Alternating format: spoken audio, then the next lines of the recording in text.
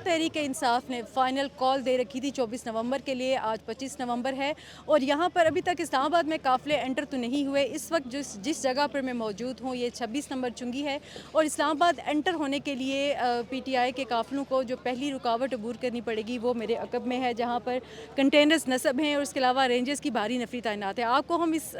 Video में दिखाएंगे कि जब पीटीआई के काफ़िले इस्लामाबाद में इस रास्ते से जीटी रोड से जब एंटर होंगे या 26 नंबर से जब एंटर होंगे तो उनको रास्ते में किस किस रुकावट का सामना करना पड़ेगा और डी चौक पर वो किस किस रुकावट को अबूर करते हुए पहुंचेंगे। और उनका मुतालबा यही है कि वो डी चौक पहुंचें और वहां पर उनका मुतालबा यह है कि वो इमरान खान की रिहाई चाहते हैं।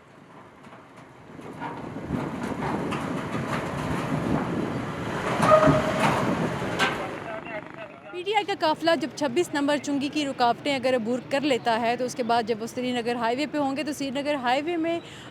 जो काफ़ी हद तक तो रास्ता खुला है। फिर ज़ीरो पॉइंट के पास कुछ कंटेनर्स को रखा गया है, जिसके बाद हतमी तौर पे जो सेंटोरस चौक है जो कि रास्ता जाता है ब्लू एरिया की तरफ, क्योंकि इससे कबल भी जितने भी जलसे जुलूस हुए हैं, जितने भी एहतजाज हुए हैं इस्लामाबाद में पीटीआई के, हमेशा इसी रास्ते को चुना गया है। और इस चौक से जब ये हाईवे से यहाँ पर ब्लू एरिया चौक पर आएंगे तो यहाँ से ये मेरे अकब में जो रास्ता है ये डी चौक को जाता है और यहाँ पर इस वक्त कंटेनर्स लगाकर और बसेस लगाकर इस रास्ते को बंद कर दिया गया है। पुलिस की भारी नफरी यहाँ पर तैनात है और पुरअज़्म है। अभी यहाँ पर ये पंजाब पुलिस भी है, इसके साथ साथ इस्लामाबाद पुलिस भी यहाँ पर मौजूद है और कंटेनर्स को यहाँ पर नस्ब कर दिया गया है ताकि प्रोटेस्टर्स को डी चौक पर जाने से रोका जा सके।